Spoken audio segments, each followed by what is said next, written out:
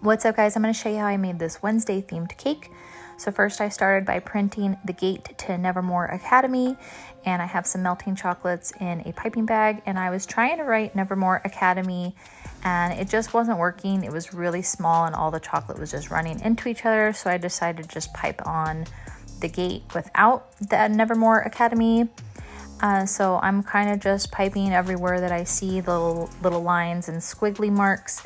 So the gate is printed on regular paper, but I did go over it with Sharpie so that you can see it better underneath the wax paper. And these are coating melts, so it's like fake chocolate, and they're melted and they're put into a piping bag. And I just pipe on all these little squiggly marks, and after that I rest it on a 6-inch styrofoam, and that's going to be the size of the cake.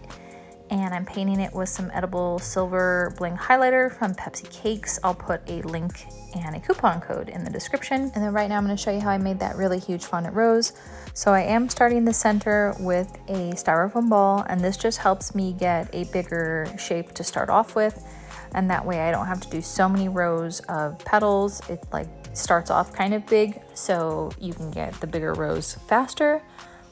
So I'm cutting out the purple fondant with all of these teardrop shapes, and then I put the petal on the petal pad, and I use my ball tool, and this just softens the edge. And then I'll put that petal into that impression mold, and it just makes all of the petals have those lines in it. And then I'll use like a toothpick to round the edges, and sometimes I'll cut with a scissor just to kind of give it some movement in those petals and make them not look all exactly the same. So then you can see here I'm using a really big teardrop cutter for these petals.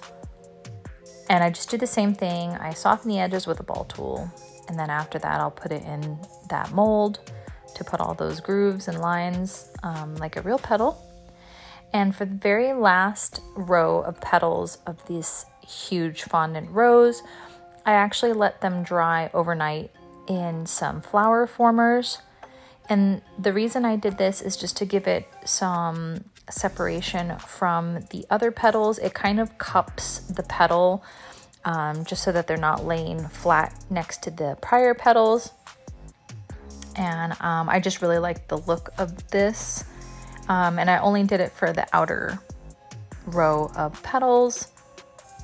You can see here I'm forming them, and then I'm resting them in flower formers just so that they can dry overnight. And then after all of those petals were dried, I was able to put some edible glue in the corners of those petals and attach them to the existing rows that I also let that dry overnight as well.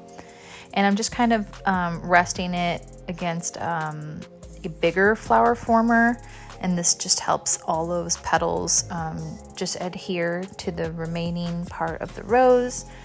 So as I'm holding it, I'm kind of just tucking all of those petals into that huge flower former, and then I let that dry. And then right now I'm working on the black leaves that go next to that huge rose. And this is a leaf plunger cutter, and it's the whole set that I have. They're broken. So usually, you know, you press down with this plunger cutter and it'll cut the shape out, and then you press that little top part and it'll put the impression of the leaf. That'll put all those little veins. But mine are broken, so I have to literally press it. You can see that I'm pressing it with my fingers up from the bottom. It was really annoying. I need to get new ones. So I just cut out 2 of these, and I put one in the front, one in the back, and then I put a wire in the middle. You can do it that way, or you can see I did it another way also. You just roll your fondant out really thick, and you can see I'm pressing it in there so I can get the impression from the leaf, and then I'll stick a floral wire through that thick piece of fondant. So you can do it both ways. You can do 2 pieces of fondant, the wire in the middle, or a thicker piece of fondant. Either way is fine. And then I just attached all of these together with some floral tape. So I kind of just staggered the leaves like that. I put three per leaf, and these will dry overnight as well. And then I didn't like the white wire, so I tried using black petal dust and it just didn't work. So I ended up painting it with black poppy paints because that just works on everything. And then I used the black petal dust to just dust in between that rose just to give it some depth, just make it nice and dark and moody. So you can see it coming together right here. I like how that came out, and then I set that aside. Now for the actual cake. So I have this 6-inch cake and it's on a 12-inch board. Usually I put my 6-inch cakes on 8-inch boards, but because that rose was so big, I needed to put it on a 12-inch. I'm just adding my black buttercream and I'm smoothing it with the smooth cake comb from Ester Cakes before I come in with the striped Bengal comb, and I'm running that along the cake. And this just makes the grooves so that you can put another color of buttercream. I actually have a full tutorial. I'll put the link in the description if you guys want to see step-by-step how to make perfect buttercream striped cakes. So now I'm just piping in some light gray buttercream, and then I'm going over it again with a smooth cake comb, and this just makes it where you can see both colors of the buttercream come together. And then right now I really didn't feel like rolling out any fondant for this cake board, so I ended up painting it with poppy paints. I paint a lot of things with poppy paints. It's an edible paint. I didn't know if it would work, but hey, it did.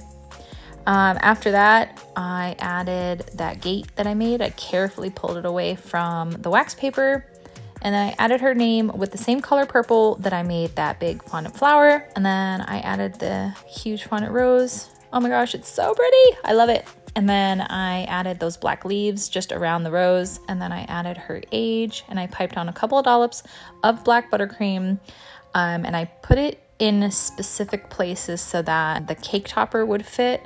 So this is what the cake looks like right now before the cake topper. There's that gate, her age, and that beautiful rose. I was so happy with that rose. I really liked that rose. And then this is what the cake looks like with the cake topper, which I think was a little too big, but we made it work. Hope you guys enjoy.